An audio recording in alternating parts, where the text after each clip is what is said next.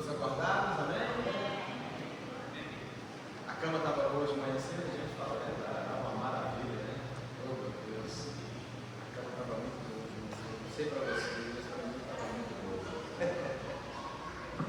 Ah, glória a Deus. Queridos, a paz do Senhor, né? Maravilha. Hoje, como já foi lido aqui, no texto introdutório, nós vamos falar sobre Mateus. No capítulo é o de número 5. A gente vai começar a falar um pouco sobre a bem-aventuranças e quanta riqueza de detalhes, né? Há nesse sermão da montanha. Meu Deus, é uma maravilha quando você para refletir, para examiná-lo, você percebe o quão rico é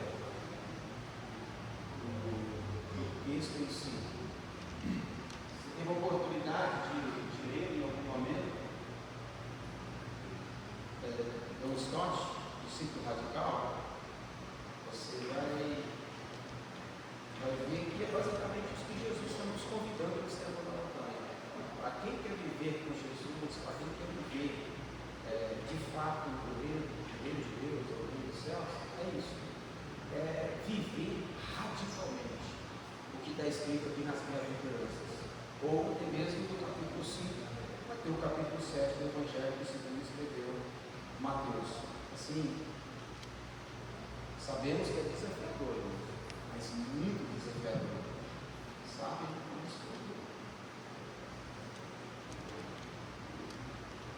Sabemos que é desafiador, mas contudo nós somos aperfeiçoados a cada dia, né, do Senhor. E Ele, com graça e misericórdia, Ele vai nos conduzindo de uma forma maravilhosa nos seus caminhos. A gente vai ficar com o texto aberto, né? A Bíblia, no Evangelho de Mateus, no capítulo 5, e a gente vai estar conversando sobre o sermão da montanha, ou o sermão do monte e as bem-aventuranças. Bom? E, como já foi lido aqui pelo presbítero, né? Quando viu as multidões, Jesus subiu ao monte. Havendo-se sentado, os seus discípulos se aproximaram. E ele começou a ensinar-lhes, dizendo.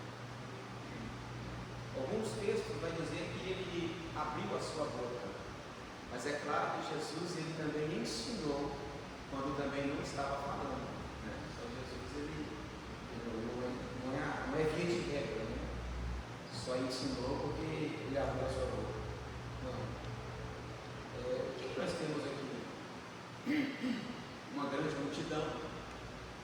E essa grande multidão estava para ouvir Jesus. Então ele se retira para o monte, ele sobe ao monte. Não é que ele está querendo se isolar daquela multidão, não é isso. Quando ele sobe ao monte, é que ele quer ter um lugar de destaque para que ele possa anunciar essa multidão. E ali ele vai com voz firme, né, como quem sabe o que está fazendo.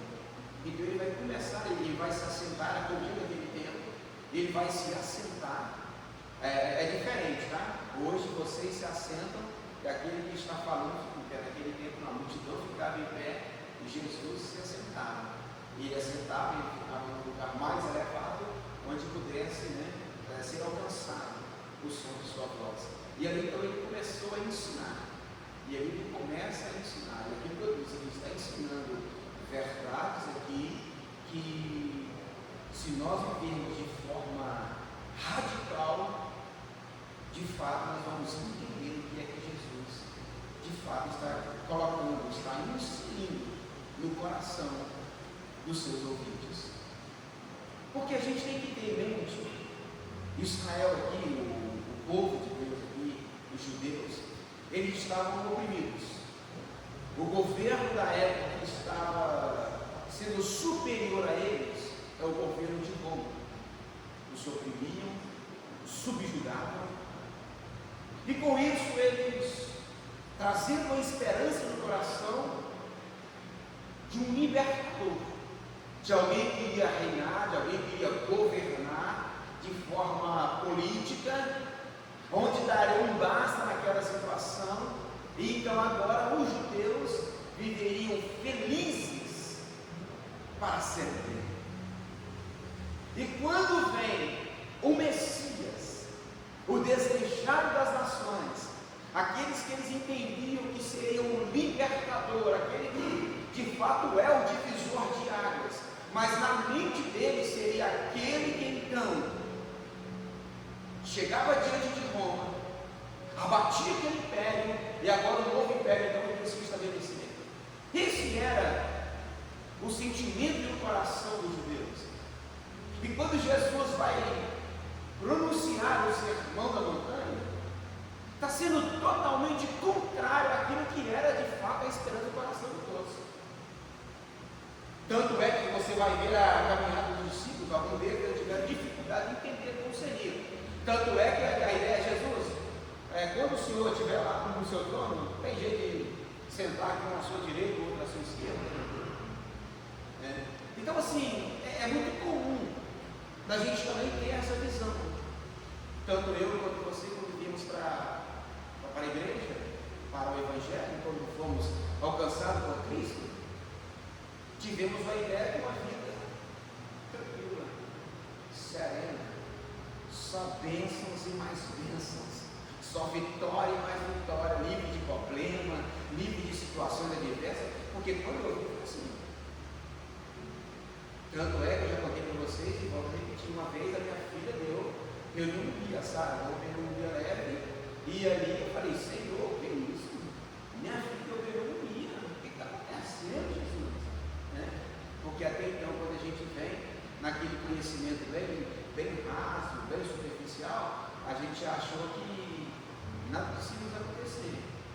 E ainda hoje, em todo lugar, a gente fica preocupado quando vem uma situação adversa para nos ensinar, para nos instruir, e nós queremos chegar a gente dois, queremos questionar o porquê daquilo, sendo que na verdade, de fato, isso foi feito para crer mesmo.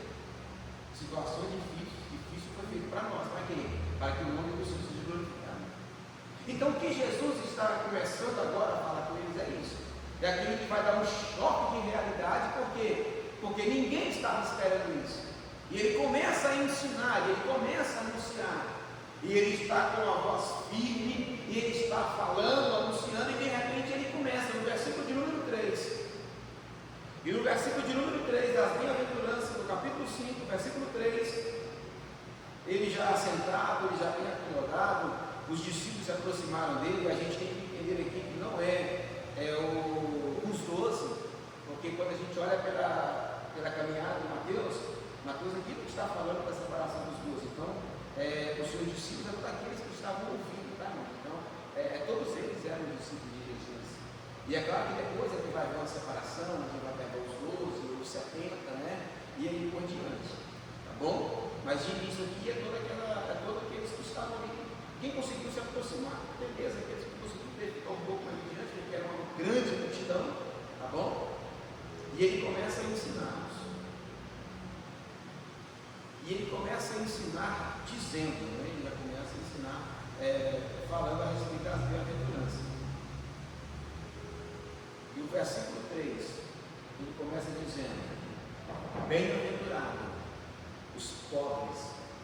Parece que a tradução que o presbítero Rafael leu, ele fala uma tradução de humilde, né? Parece que é uma tradução de humilde. Mas o grego, o termo original mesmo, vai falar os pobres mesmo. Tem alguma tradução diferente? Tem alguma outra? Além de pobre e humilde? Ou só temos essas duas mesmas? Bem-aventurados pobres em espírito ou de espírito, pois deles é o reino dos céus. Porque quando traz a ideia de humildade, porque tem rico e humilde, né? Então, por isso que a gente tem que observar, porque o que está dizendo, se tratando de espírito, está de fato falando que somos pobres. E a ideia de pobre aqui não quer dizer que nós não temos valor nenhum, não é isso. A ideia de pobre aqui é mostrando a nossa condição de miserável e pecador. pecador. Por isso que somos pobres. É por isso que, se não for a graça, e se não for a misericórdia de Jesus por nós, o que seria de nós? É por isso que Jesus já começa dizendo, falando das bem-aventuranças. E é claro que eu vou aqui começar com os irmãos também, para que a gente possa interagir. O que quer dizer bem-aventurado? Qual que seria o significado dessa palavra bem-aventurado? Feliz. Mais algum outro adjetivo? Próximo de feliz?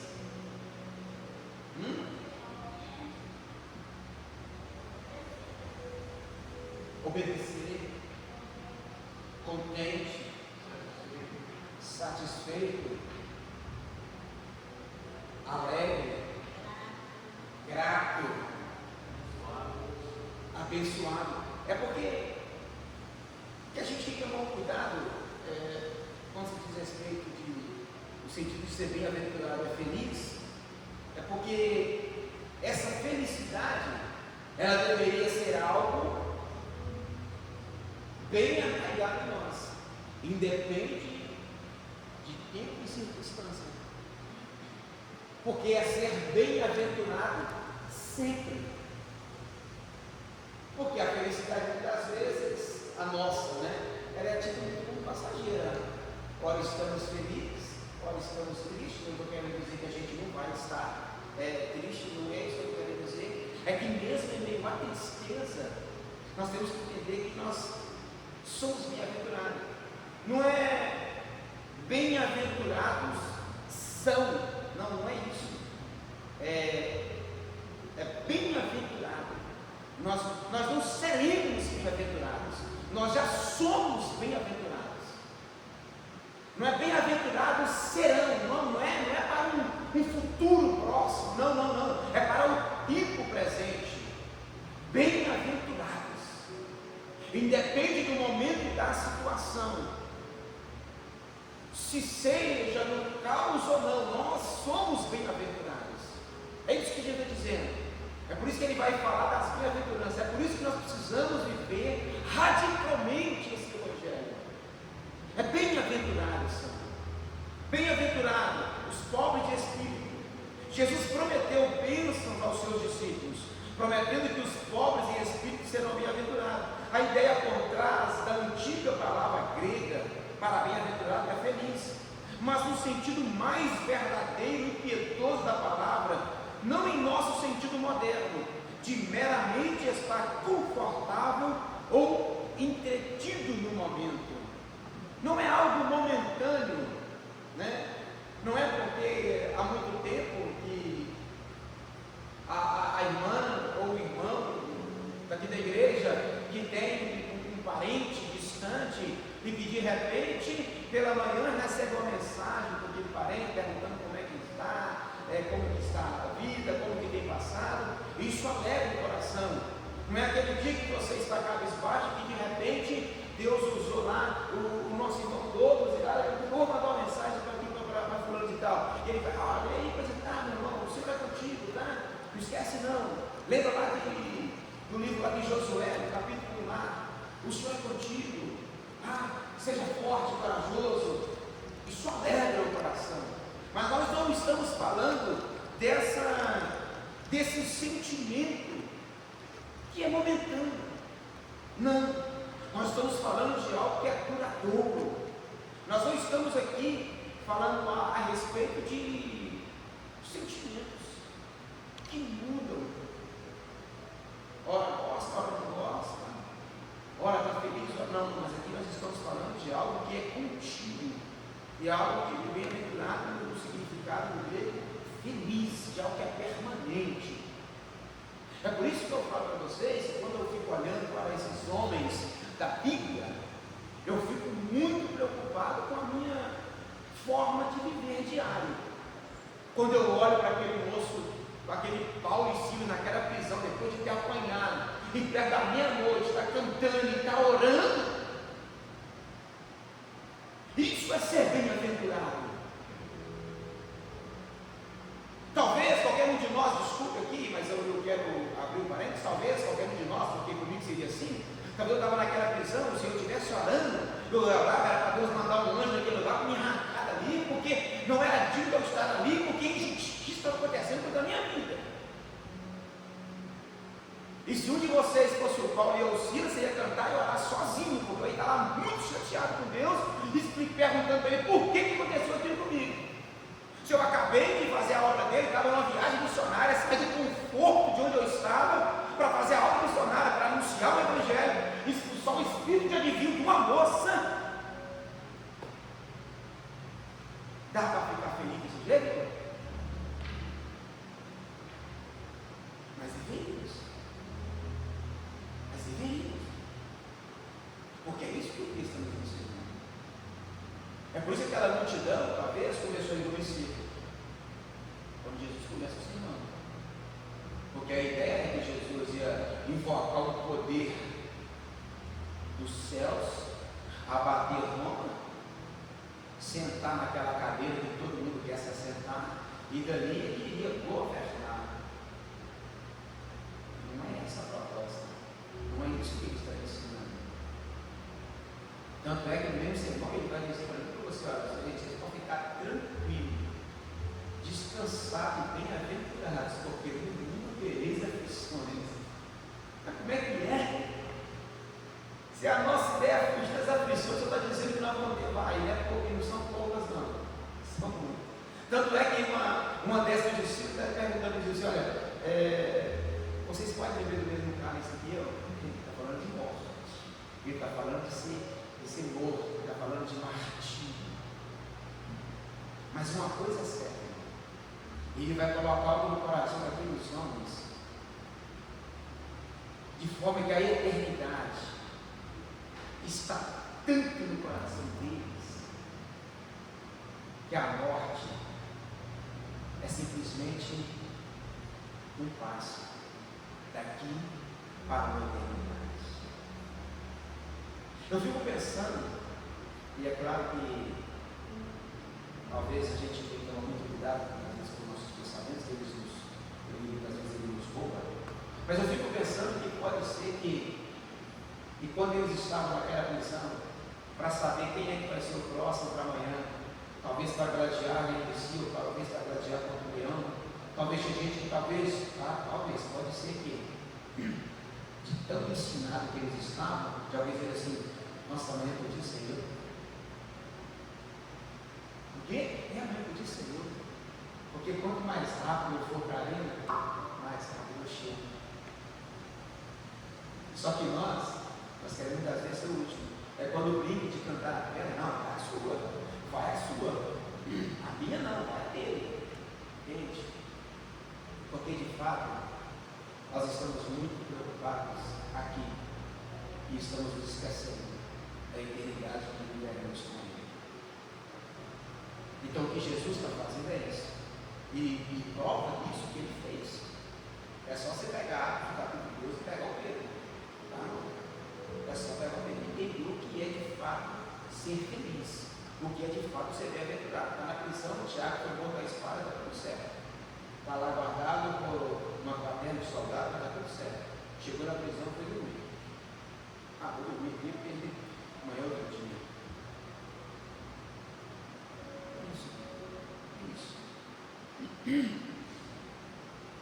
E essa mesma palavra, bem-aventurado, que em certo sentido significa feliz, como também é aplicada até mesmo a Deus, 1 Timóteo, capítulo 1, versículo 11, no glorioso Evangelho que lhe foi confiado, o Evangelho do Deus bendito, né? Que no caso da Deus a gente já fala de Macários, né? Então descreve aquela alegria que tem seu segredo, aquela alegria que tem seu segredo dentro de si mesmo. Essa alegria é algo que é gerado dentro de nós. Pode estar o mundo desabando. Aí alguém vai olhar para fora e fala assim, mas eu não estou entendendo. Como é que o irmão consegue? Como é que a irmã consegue diante de tanta dificuldade que ele está vivendo? Porque é algo que é proveniente de si mesmo. É uma alegria que é gerada em Deus. Sabe? Você já deve ter conversado com alguém E nessa conversa sai o nome de alguém e fala assim: rapaz, é só Deus para dar força para fulano, é só Deus para ser consistente, é só Ele mesmo, é só Ele mesmo, sabe? E isso é maravilhoso, irmãos. Isso é tremendo. Então essas bem-aventuranças, elas têm que mexer conosco, ela precisa mexer conosco, sabe? E é como eu disse, não pelo fato de que nós não temos valor nenhum, não é isso, é por causa do fato de sermos miseráveis e pecadores. Então, assim, no sentido espiritual, o que nós temos para oferecer? O que nós teríamos para oferecer? Nós não teríamos nada. Por isso que o pobre do Espírito, essa não é a confissão de um homem de que ele é por natureza insignificante ou pessoalmente sem valor. Por isso não seria verdade. Em vez disso, é uma confissão de que ele é pecador e rebelde e totalmente desprovido de virtudes morais adequadas para recomendá-lo a Deus. Você entende que em Adão, lá no Éden, o veículo ou o meio pelo qual o homem se comunicar com Deus é pelo Espírito. Pelo Espírito. E lá no Éden, Adão ele pecou contra Deus. Ele desobedeceu tanto Adão quanto Eva, pecaram contra Deus. Então, o meio que o homem tinha para se comunicar com Deus era através do seu Espírito. E o homem ele era governado pelo seu Espírito. Uma vez que o homem pecou, ele deixou de ser agora governado pelo Espírito, e ele agora passou a ser governado pela alma. E quando você vai estudar os atributos do Espírito, atributos do corpo, atributos da alma, que seja dentro de uma linha teológica, tanto na dicotomia quanto na tricotomia, você vai entender. Então o homem agora, uma vez que ele agora, o meio, o veículo de comunicação para com Deus era através do seu Espírito. E é por isso que a gente usa o termo, a linguagem de que ficou distorcida essa imagem, ela ficou distorcida.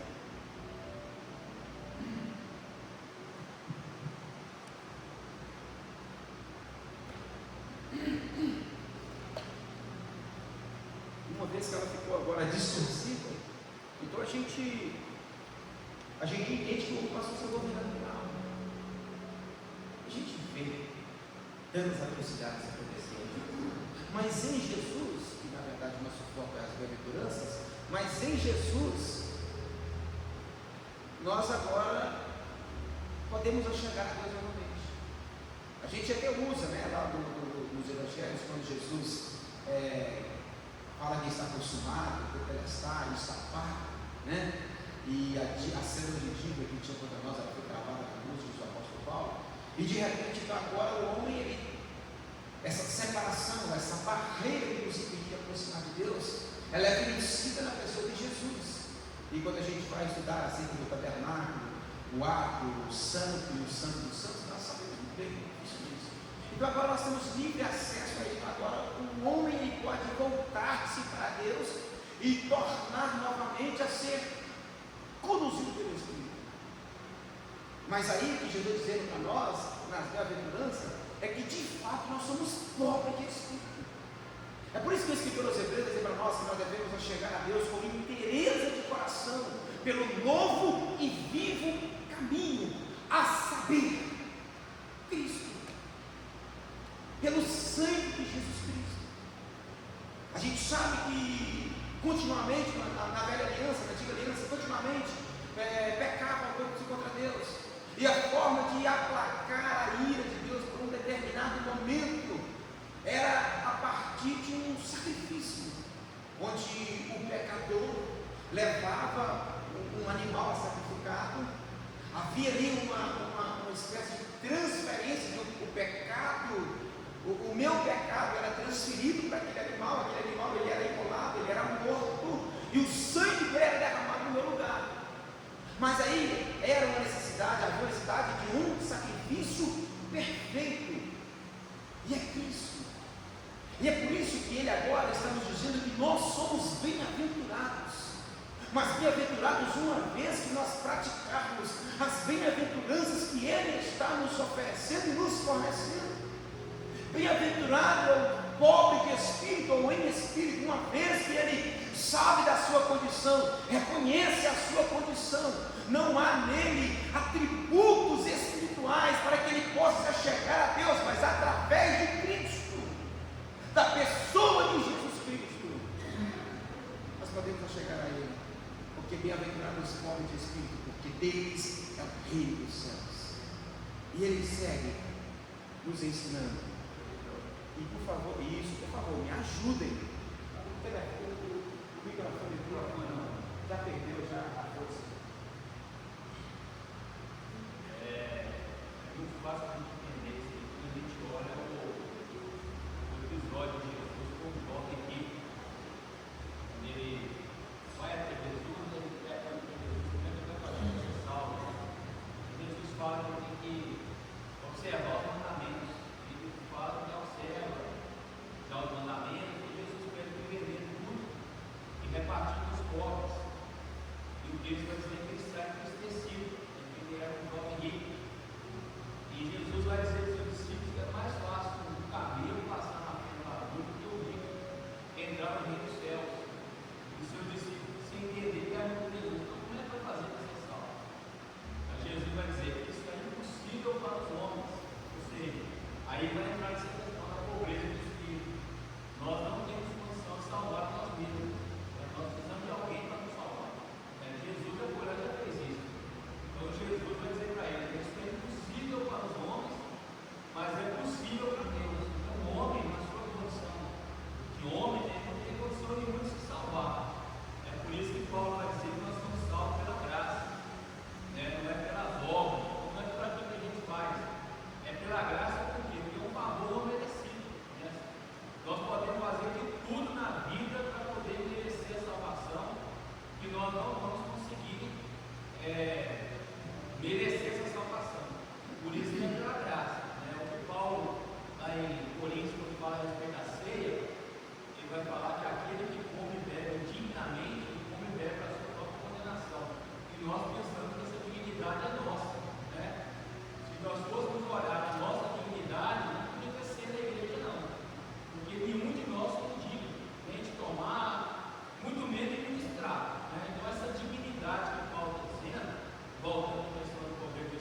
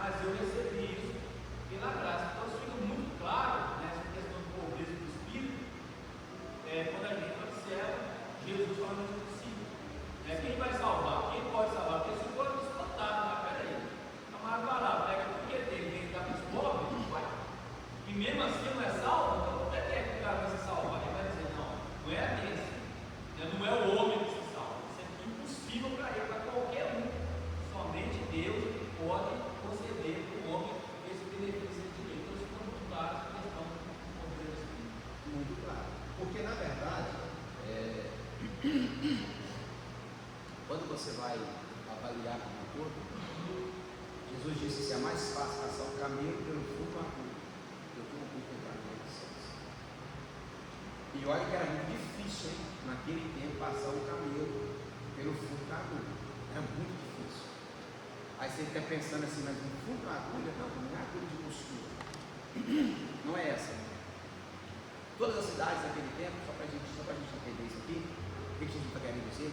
Toda cidade naquele tempo, elas tinham muro. E se ela tinha muro, ela tinha os seus portões.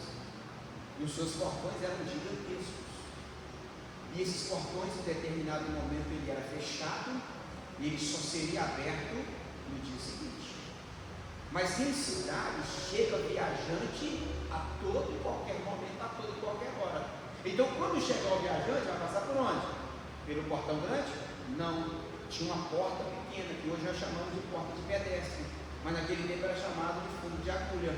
Abria-se aquela porta que era muito pequenina, porque era uma forma de segurança. Então, por essa porta pequena, um homem, ainda com sua bagagem, passava fácil. Mas e o camelo? Então é mais fácil passar um camelo pelo fundo de uma agulha, por uma porta que o camelo não cabe nela. É mais fácil conseguir passar um camelo nessa porta do que um rico entrar no reino dos céus. Ou seja, é impossível um rico entrar no reino dos céus, dentro dessa lógica que eu estou falando. Porque o sermão da montanha, as bem-aventuranças aqui, ou o sermão da montanha como um todo, ele é o carro-chefe, digamos assim, da mensagem de Jesus. Lá em Lucas, como ele diz aqui, ele está falando o quê? O sermão da montanha, só que ele está usando uma linguagem diferente. Mas a mensagem de Jesus era a chegada do reino dos céus. Essa era a mensagem central de Jesus. E nessa mensagem central de Jesus que ele usava, é considerada a declaração do reino dos céus. E tantos outros que revolucionaram tiveram também a sua mensagem central. Por exemplo, os revolucionários americanos, eles tiveram o seu manifesto. Karl Marx teve o seu manifesto, né? Também teve o seu manifesto. Então esse é o seu manifesto comunista. Então esse é o de Jesus, né? Então, irmãos, falar que nada a ver aqui a respeito de Karl Marx, né? Um socialista como tantos outros, mas tive a oportunidade de ler também, né? Conhecimento nunca é demais. Ler também. Alguns desses comunistas aí, né, socialistas aí, parece que tem um que se estudou, né? Não é fácil, não. Mas vamos aqui então, irmãos.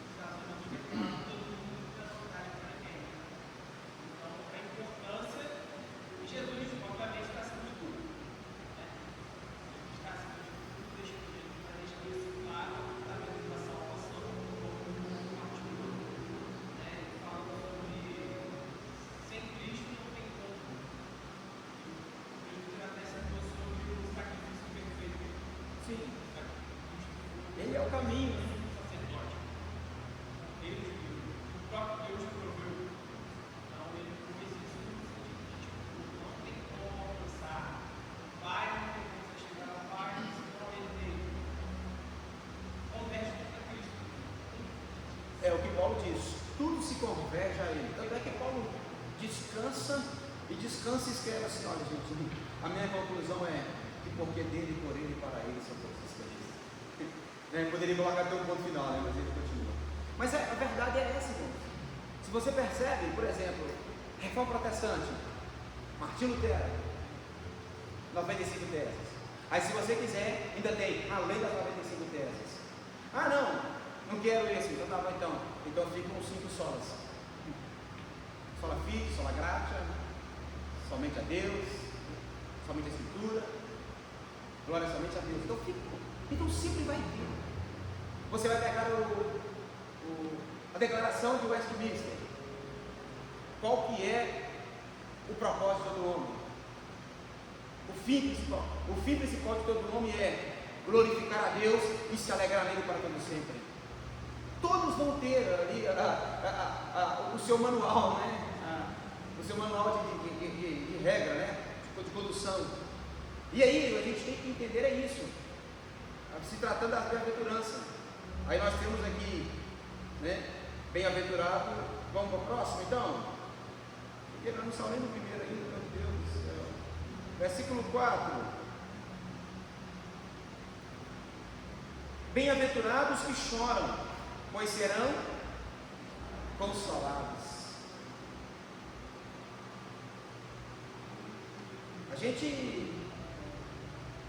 A palavra grega para chorar, usada aqui, é a palavra mais forte para choro na língua grega.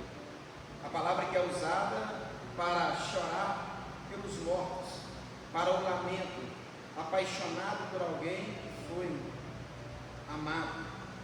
O choro é pela condição inferior e necessitada tanto do indivíduo quanto da sociedade, mas com consciência de que eles são inferiores e necessitados por causa do pecado.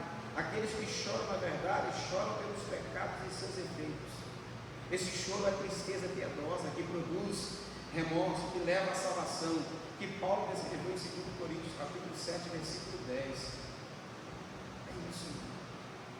Eu estou triste, a minha vida não está valendo nada, tudo que eu faço, eu não faço a vida de 10 para trás, Senhor, e agora?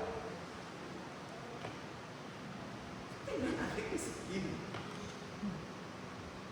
Mas a verdade, muitas das vezes, nós aplicamos isso aqui no pessoal nosso. Não estou falando que ele não consola, não é isso que eu quero dizer. Mas o que Jesus está chamando aqui é para viver uma vida de discípulo radical.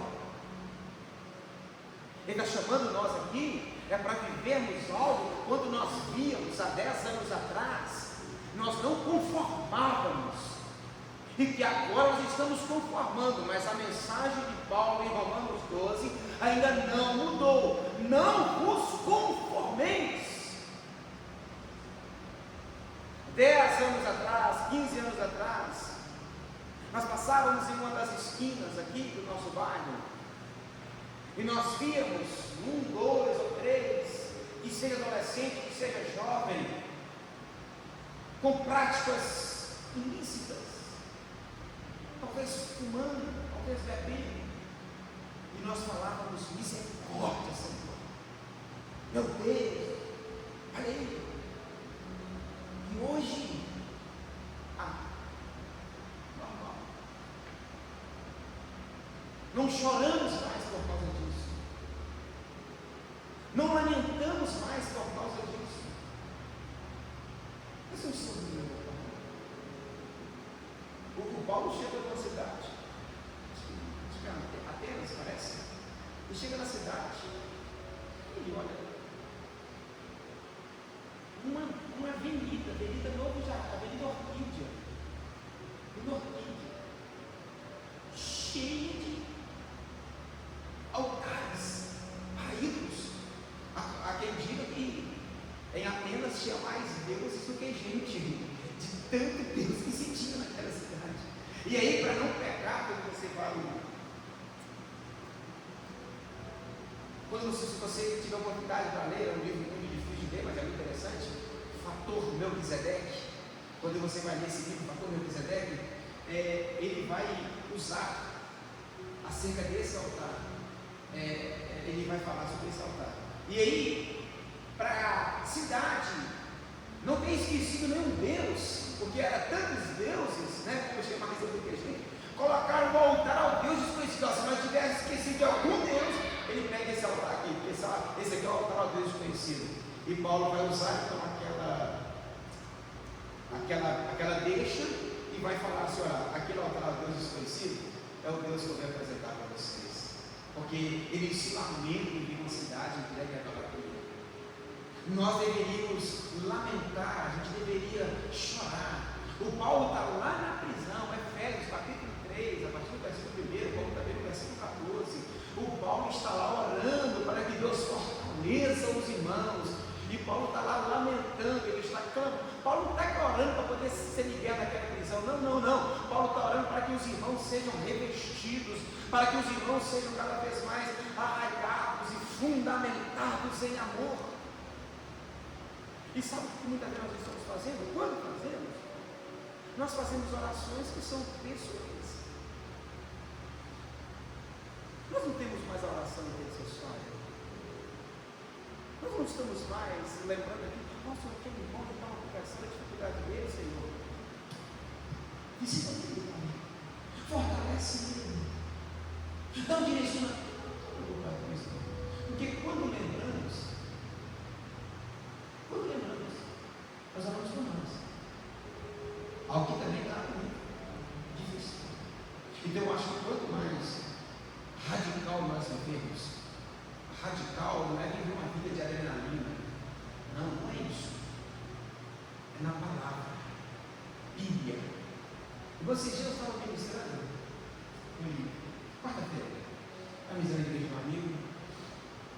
O Senhor me levou no texto de Lucas, capítulo 5. Do Pedro. A peça maravilhosa. Pedro estava de dor, cansado, estava na rede. Aí outro dia Jesus aparece lá. Uma multidão está pregando, pede o Pedro um quarto emprestado, sai um pouquinho da margem, e depois ele vai, vira para Pedro e fala assim: agora se retira o maroto para pescar. Isso é um retratamento da sua vida. Você se aperfeiçoa naquilo que é o seu trabalho. Você se qualifica, você se dedica cada vez mais. Né? O William que está na área da mecânica, está lá se dedicando cada vez mais para um bom profissional. E ele se profissionaliza cada vez mais, o Everton que está lá no setor imobiliário, e a dedicação de informação e de conhecimento é para que se alcancem resultados positivos. Você vai falar para mim que Pedro não sabia pescar? Não? Você vai falar para mim que Pedro não era bom naquilo que ele fazia? Mas de manhã lá ele está frustrado. Por quê? Porque trabalhou a noite toda e não pegou nada. Aí de dia aparece um moço lá. Aparece o moço lá de dia e fala para ele assim: me tira o maroto para pescar. Aqui eu estou cansado. Eu pesquei a noite toda, você quer conversa agora? Porque muitas vezes nós somos parecidos com Pedro, nós estamos confiando no nosso potencial, naquilo que nós nos preparando, e muitas vezes nós não estamos conseguindo alcançar os resultados que deveriam ser alcançados, porque nos preparamos para isso. E por ser bom demais, nós achamos que o resultado vai vir. O resultado não vem porque você é bom demais. O resultado vem porque Jesus deu o resultado. Ele provou isso para Pedro durante o dia. E aí quando eu estava ministrando, sabe o que eu pensei? A gente está confiando demais. Sabe qual é o tempo de nós que eu vou usar aqui no mantra compatível? Nós vamos dar sentimentos a Deus aqui. Sabe o que eu estou achando? Deus está com saudade. E eu escuto que Deus falou comigo naquele dia. Lembra quando você orava? Tudo bem, você também as suas orações, eu sei isso. Eu sei que você também. Mas sabe aquele tempo que você se perdia nas palavras, o joelho dobrado na cama, em que você muitas vezes cochilava. E quando você cochilava, você acordava e falava: ai, Senhor, me perdoa, Senhor, porque eu dormi aqui. E até quando eu não corro, quem aqui já dormiu orando assim? Mas é recente ou? É recente ou? Sabe que eu não estou cochilando mais, irmão? Adivinha? Precisa eu falar? Porque o cansaço é o mesmo. É porque nós não estamos joelhando mais. É porque nós não estamos deixando ser tomados pelo sono. Aí tinha vezes, eu vou falar para mim, tinha vezes que eu falava, Senhor, me perdoa, não poderia falar não. Mas tudo bem, porque o Espírito Santo leva o Senhor com gemidos inexprimíveis. Sabe, nós não estamos ensinando. Sabe, eu acho que está faltando de nós é nos dedicar mais a essas bem-aventuranças, sabe? É chorar mais, sabe? Ô Senhor, olha a minha família, olha os meus irmãos. Sabe o que eu falo agora? Tem jeito não. É só Jesus. É só Jesus, mas Ele quer você para ir lá, irmão. Ele quer se revelar, porque diz o Paulo que é Cristo em vós, a esperança da glória, irmão. É Cristo em mim, é Cristo em você, é Cristo em nós. Eles não querem saber. Continua. Se fosse com esse pensamento, Paulo não era para mim pregar na Ásia. Se é para ter esse pensamento, não é para Paulo ter cortado o continente europeu, não. Que isso? Se é para ter esse pensamento, não é para Flaviano ter largado o conforto dele aqui e fica pelo Oriente. E depois ele corta de um extremo ao outro, depois ele sai pelo Oriente e passa em Patinho, depois ele desce lá para Cuba.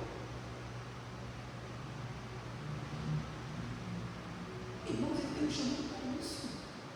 E com isso, irmãos, nós somos bem-aventurados. O resultado, irmão, o resultado é comer, irmão. Não é porque eu estou plantando, eu tenho que colher, não é isso que está nos ensinando, não é isso. E para ser sincero, qual foi a última vez que nós choramos?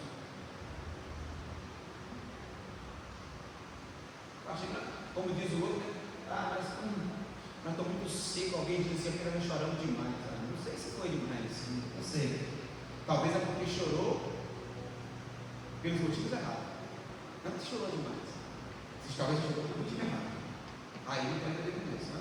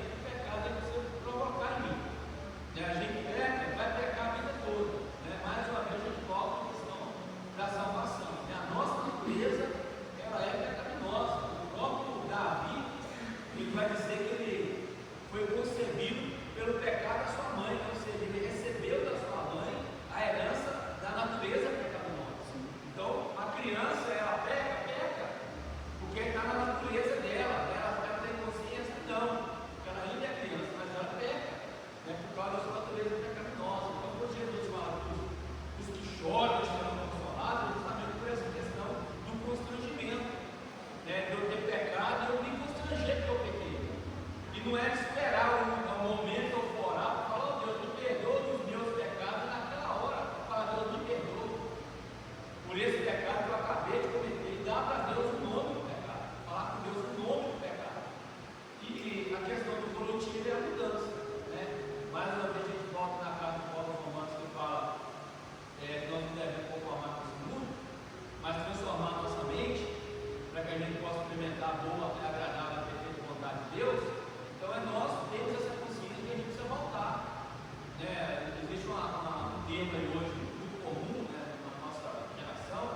que era ele recalcular a rota. Eu peguei, né, então era para recalcular a rota, mudar de postura. Né? Não fazer isso, não, mas vai acontecer? Claro que vai, pode acontecer. Porque a natureza é pecaminosa. Então chorar para se consolar, eu me constranger com isso. Né? Eu peguei, né? A gente sabe que o pecado na nossa vida acontece por acidente, que não planeja isso acontecer, mas quando isso aconteceu, isso me constrangeu. Então chorar, eu entendo, dentro dessa ótica, dessa visão, é esse choro de constrangimento, né? De constranger, né? Mas eu preciso me constranger e abaixar minha cabeça e pensar agora que eu sou um Zé Ninguém, que eu já pedi a salvação, eu não vou para o céu, não. Né? Então dizendo, chora que você vai ser consolado. Né? Então eu tenho constrangimento, eu me constranger por causa desse pecado, me arrepender dele, procurar não fazer esse pecado, não confessar o pecado e esse eu cometi, para que eu possa perdoar. Então eu vou ser consolado por causa desse choro que eu tive, desse constrangimento do pecado. Então dentro desse raciocínio, andando dentro dessa lógica, eu entendo que esse choro é o arrependimento. Tem que ser o arrependimento. Sabe qual é o nosso problema hoje?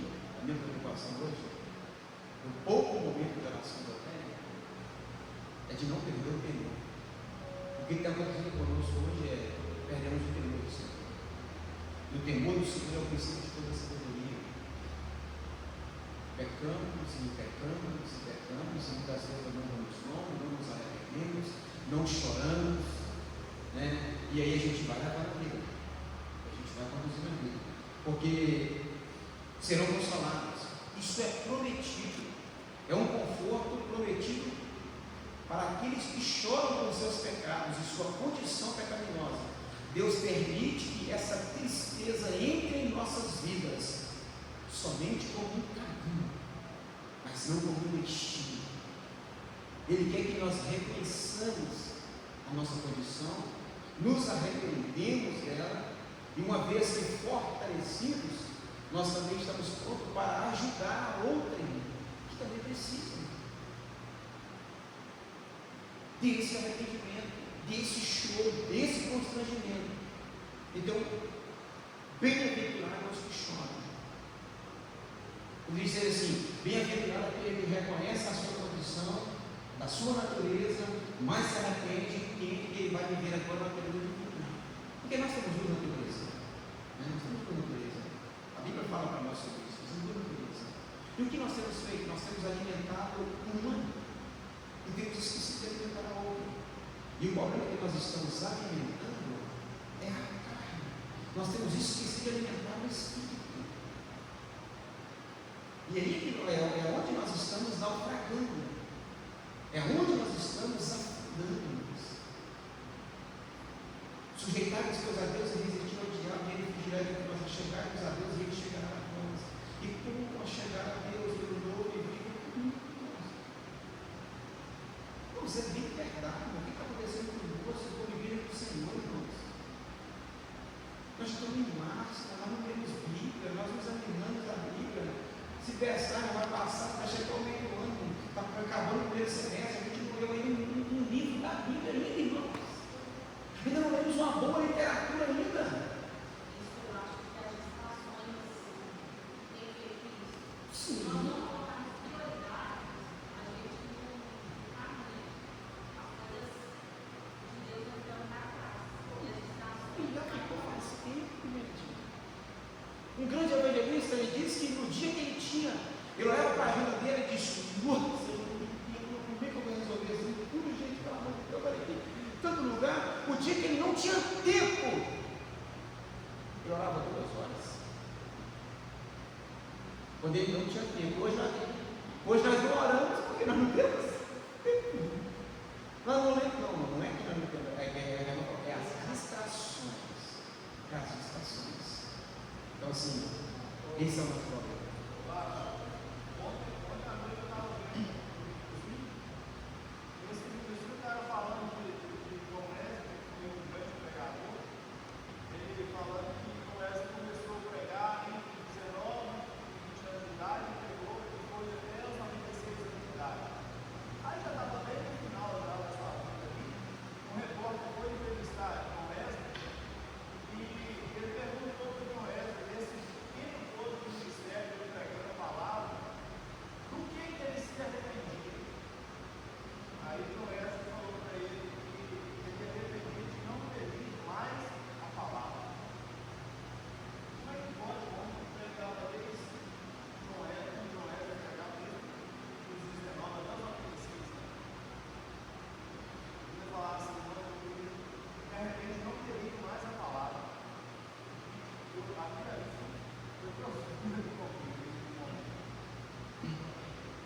quem diga que Martinho Lutero não ficava mais do que um mês após o outro sem ler Romanos. Ele não ficava. Sem ler a carta aos Romanos. Claro que ele lia também as cartas, né? Mas ele diz que ele não ficava sem ler. Gente, não tem jeito. Por que os nossos dias estão como estão, os nossos fundos estão como estão, a nossa vida está como está? É porque a nossa vida é espiritual. Vai começar comigo.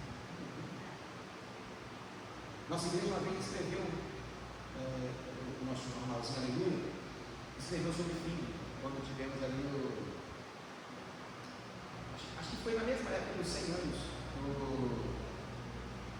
da Rua Azusa lá, que aconteceu com o William Seymour, né? Aquele avivamento lá da Rua Azusa. Acho que foi mais ou menos nessa mesma época que escreveu também, não só sobre ele, aquele pequeno grupo ali, mas escreveu também sobre Charles Finney. E aí, onde o camarada passava, era sem lógica. Eu acho que ele não era desse mundo, porque a ideia que a gente tem não era desse mundo. Ele chegou numa fábrica e do amigo dele para conhecer a fábrica, e de repente, aí o amigo dele apresentando, esse aqui, meu amigo, ele é cristão, uma mulher riu dele. Aí disse que quando ele estava voltando, a mulher estava dobrando o joelho, porque ela olhou para ele, dobrando o joelho, que era até um Deus do filho. Ele estava no trem, no metrô, e ele passando no trem, e quando ele olha pela janela do trem, alguns jovens se drogando. E de repente ele olha e quando ele vê aqueles jovens se levantam e saem correndo. Aí, na investigação, a história conta que aqueles jovens saíram correndo procurando uma igreja para se converter. Porque querido Deus, aquele homem que olhou para eles. Um jornalista não tem falando, tem que ver o que está acontecendo com esse cara. Eu preciso saber qual é o segredo desse cara. O cara ficou o dia inteiro andando na carreira. Onde ele fica indo. Aí o cara falou assim, num determinado momento do dia, ele entrou com uma mata dentro. E ele entrou com a mata dele. Quando ele entrou naquela mata, quando eu vi ele parado, eu entendi o segredo dele. O segredo dele é que ele passava horas e horas de chuva.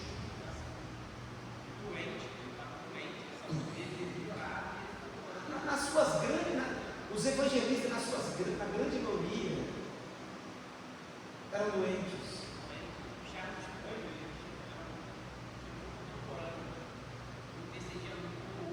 Sim.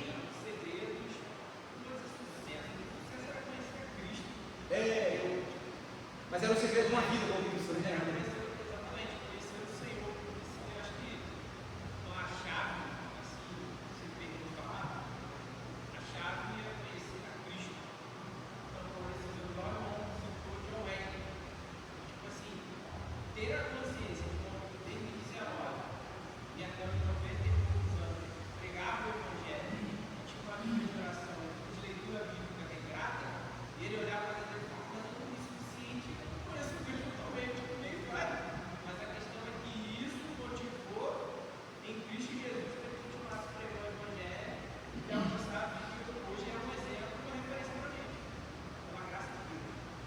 Então, assim, onde eles alcançaram esse objetivo em Cristo, a gente olha para eles e lembra que é Cristo. A gente olha para esse nome dele, Jesus, e a postura que eles tinham de Cristo, é conhecer a Deus. Conhecer a Deus. E o lugar dele entrando nisso.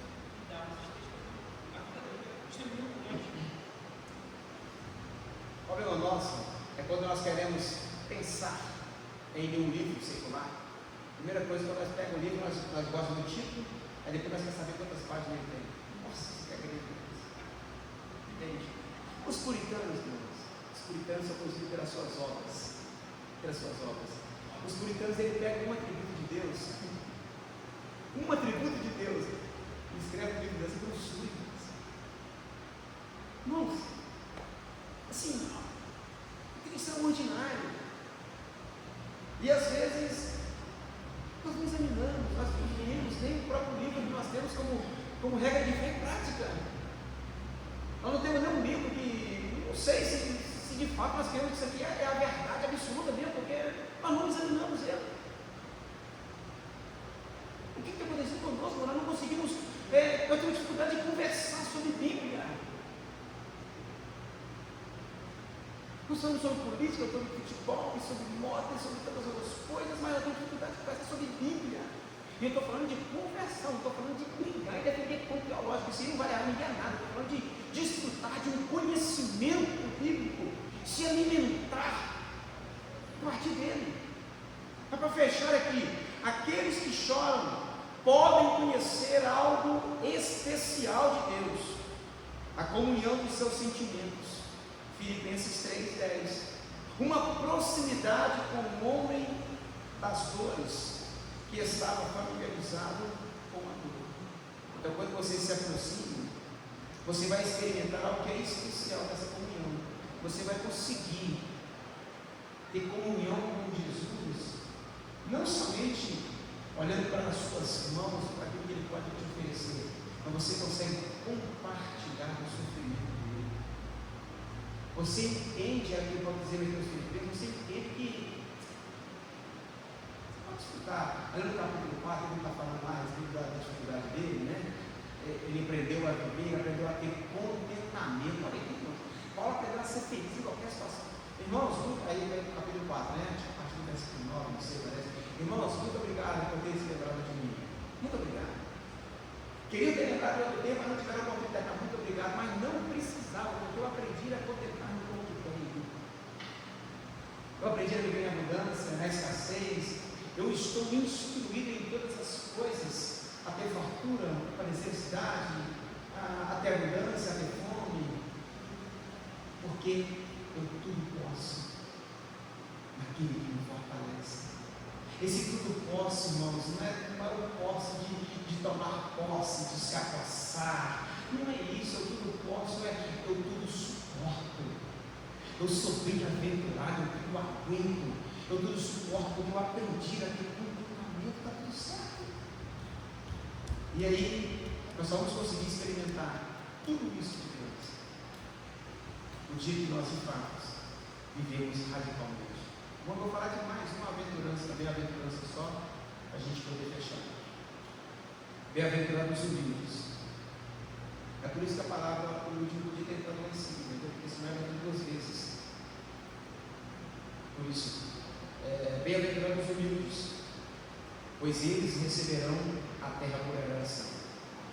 Bem-aventurados os humildes. É impossível traduzir essa antiga palavra, humilde, com apenas uma palavra em inglês. Ela tem a ideia de equilíbrio adequado entre a raiva e indiferença de uma personalidade poderosa, devidamente controlada e de humildade.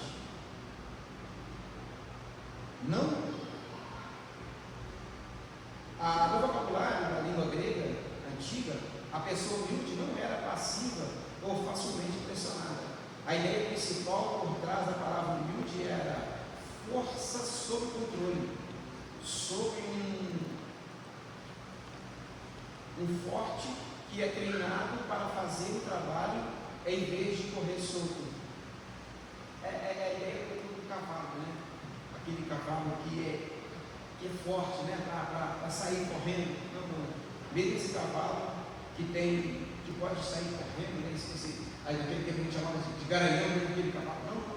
E ele também ele é forte para fazer o trabalho, mas também não permite que ele corra solto. Pegar que você vai ser.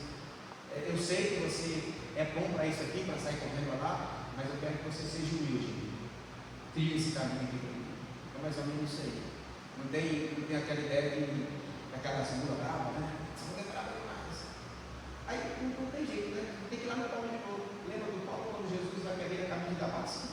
Né? Caminho de Damasco. Dura coisa é recalcitrar contra os milhões. Né? Ele é aquele touro bravo. Você pode ser um touro bravo, mas é escorado. Mas eu te aposto você com as escoradas. É mais ou menos isso aqui. Então, nós somos chamados a viver a vida de humildade. E nós precisamos disso. Os humildes que podem se irar, mas restringem sua ira e obediência à vontade de Deus. E não se irarão, a menos que possam se irar e não pecar, nem serão facilmente provocados pelos outros. Irmãos, agora eu vou falar a verdade. Se trata dessa humildade. Nós precisamos ter humildade em Cristo. Né? Se trata dessa, como disse o presidente Flaviano, é uma sequência. Tá? É uma escada, é uma escala em que você começa subindo. O primeiro ponto aqui é você ter um reconhecimento de quem é você, de quem você é, de quem eu sou. Pobre de espírito. O primeiro degrau, eu reconheço a minha condição, e se qualquer degrau que eu subir daqui para cima, eu tenho sempre que lembrar desse primeiro degrau. Eu sou pobre de espírito. Não há atributo espiritual em mim, se não é por Ele, se não é graça, se não é pela misericórdia, se não for por Ele o favor que nós não merecemos. Né? Essa é a pobreza. Mesmo que consiga, você não tem direito de querer nada mais do que isso do seu Senhor, como servo. E aí depois disso aí você vai entendendo, né? Bem-aventurados que choram, porque você entende sua condição, sabe de fato quem você é, reconhece a sua pecaminosidade, chora por esse pecado, é consolado, é fortalecido, e agora, uma vez que você reconhece, você tem que viver agora uma vida humilde. Humildade. O Paulo diz lá no capítulo 3 de Filipenses: considero como um esterco, considero como um expurgo todo o meu conhecimento, porque agora eu quero viver o conhecimento de Cristo, uma vida em Cristo. Então nós precisamos dessa humildade, tomar cuidado com a ira, com as palavras. Bem-aventurados os humildes. Alguém disse uma vez para nós, em uma das nossas reuniões de conselho, ou do presbitério parece, que ser crente é a arte de engolir sapo. Muitas das vezes, de braços abertos, ele e perna aberta. É ele. Aí alguém diz para mim assim, que o crente nunca tem razão. Em que sentido? Mesmo que você esteja certo. Claro que tem que ser analisada ambas as partes, né? Mas eu acho que para esse tempo também, o que tem faltado para nós é que esse distanciamento que nós estamos tendo de Deus tem feito com que nós deixemos de ser amigos. Somos arrogantes, muitas das vezes. E aí a gente quer usar assim, não, mas é porque eu sou verdadeiro. E quem disse que para ser verdadeiro tem que ser arrogante? E quem disse que para ser verdadeiro tem que ser sem educação? Não precisa disso. Não precisa disso. Deixa eu dar a palavra lá para o Sandro.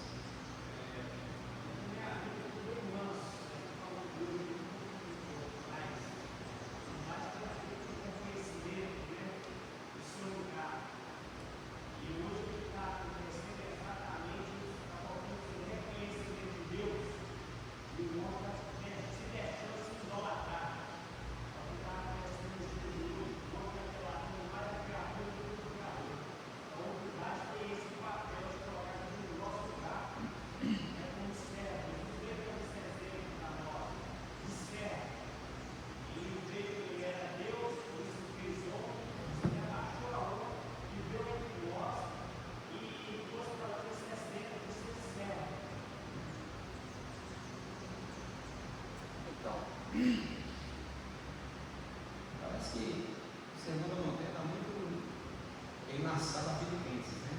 Filipenses capítulo 2, né? Que haja em vós o mesmo sentimento que houve também em Cristo Jesus, o qual, sendo Deus, não teve por usurpação de ser igual a Deus, mas antes aniquilou-se, se esvaziou, se despiu da sua glória, né? Aí veio, né? Nascido de honra, uma morte de cruz. Aí parece que, se não for equivocado, parece que é em Gálatas, não sei se está escrito em Deus, maldito é aquele que for pendurado no madeiro, né? Porque era uma morte vergonhosa para aquele tempo, era uma punição, né? Para aquele tempo era comum a morte por crucificação, mas era muito vergonhoso, né? Era o mais baixo nível de vergonha para quem fosse pendurado no madeiro, para quem morresse crucificado. Mas então maldito aquele que ficou pendurado no madeiro. A humildade dele foi tanto que ele recebeu até essa condição, né, de maldito, para que nós nos tornássemos benditos, para que nós nos tornássemos bem-aventurados, sabe? E essa humildade, ela faz com que nós entendemos que é o Senhor. Para termos que ser humildes, temos que ter essa humildade para com os outros, porque o Senhor recompensa essa humildade. Está faltando para nós a nossa humildade. É por isso que ele diz, Jesus, pensa comigo se ele faz nada. Eu? A gente às vezes, a gente não quer, a gente não quer descer. Fala a verdade. É difícil descer. É muito difícil. É difícil demais na conta. Pô, irmão, me perdoa, eu me equivoquei, eu estou errado aqui, me perdoa. Independe, mas foi ele que provocou, foi ele que disse que você irou, então você não errou, irmão. Você pode irar, se você não pecar, irmão. Jesus disse, ireis, mas não pequeis. Quem é que consegue chegar só até na ilha e botar para trás? Opa, toma cuidado aqui, ó, sinal vermelho, não posso passar daqui não. Acho que está faltando isso para nós, está faltando controle. Faltando esse controle para nós. E se nós tivermos esse controle, vai ser uma vez para a nossa vida. Ele disse, vamos parar por aqui, já são 10h32. Aí ó, a gente conseguiu falar sobre desaventuras. Porque a gente muitas vezes, nos tratando de a gente passa muito por cima, a gente lê. E a gente às vezes esquece de examinar. A gente só lê. Mas eu quero aqui deixar um convite para nós. Vamos tentar, vamos forçar, tentar livrar dessas distrações. Vamos sentar aí, vamos ter uma vida mais devocional, de Bíblia, de comunhão com o Senhor, sabe? Vamos tentar, para a gente ver se vai ser melhor, sabe? Faz um teste para ver se vai melhorar um pouco mais, sabe? É descansar um pouco mais do Senhor.